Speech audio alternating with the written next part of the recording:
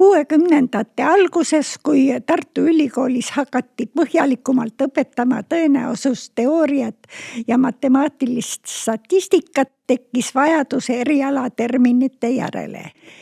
Esimesena võtsime arutelu aluseks kõigi uuritavate objektide hulga.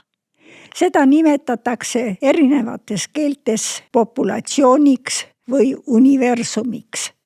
Oli see siis linnaelanike hulk või näiteks jõudluskontrolli puhul lehmade hulk. Meile need terminid kumbki eriti ei meeldinud ja peale arutelusid mõtlesime välja sõna üldkogum. Uuritavaid konkreetseid objekte nimetati erinevates uuringutes toona väljavõtukogumiks, ka võendiks.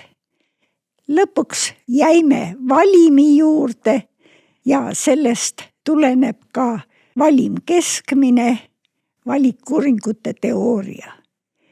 Meile tundus, et need sõnad olid piisavalt täpsed, sest eesti keel on täpne.